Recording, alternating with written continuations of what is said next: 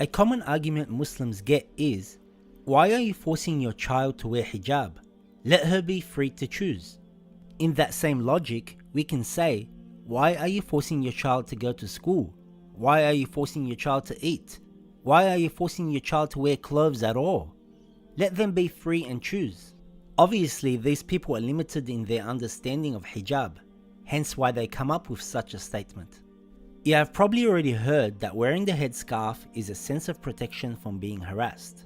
This may be true in many cases, but there is a real reason why Muslim women wear the headscarf. It is to show that they are Muslims, meaning the one who submits to God. Wearing a scarf does not mean a woman is restricted in her freedom. Islam encourages women to acquire knowledge and advance themselves in all noble pursuits, even with their scarf. For example, women are allowed to do business, to work in any permissible profession, to own property, and so on. Hijab literally means a covering. Hijab is much more than wearing a scarf for Muslim women. We have hijab for women, and we also have hijab for men.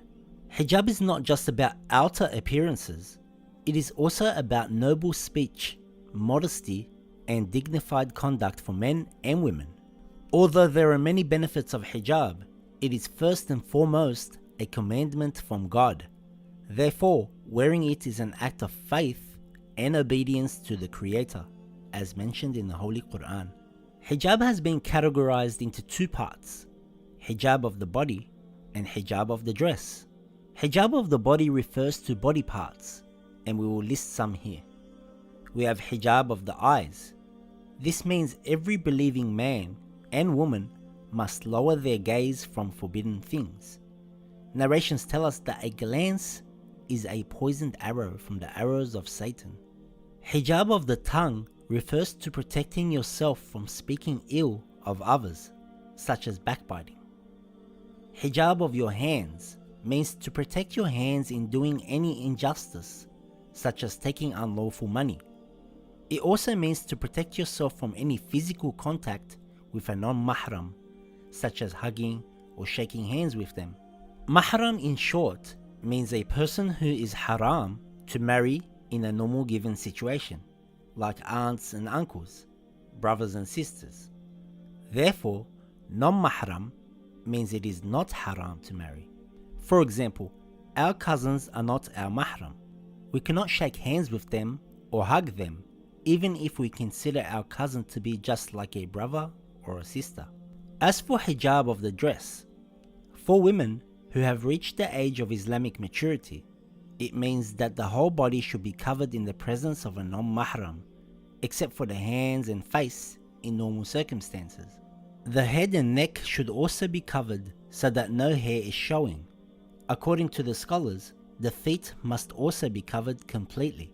The overall appearance of the dress is that it must be loose, and it should not be attractive in any way that draws the attention of men who are not mahram towards her. As for the hijab dress for a man, it is to cover the private parts and, as a precaution, to cover the other parts of the body that are commonly covered by men, such as the chest and so on. But it would be haram to expose any part of the body with the intention of leading a non-mahram into sin. It is also forbidden to wear gold or pure silk for men. The hijab, known as the scarf in the West, is not a symbol of oppression. It is not a sign of female inferiority to men. It is not a means to restrict a woman's freedom to express her views and opinions. It is not a means to restrict women from pursuing an education or a suitable career. It is not a portable prison. It is not something new. It has been practiced by many righteous women historically. It is not worn with the intention of being intimidating or antisocial.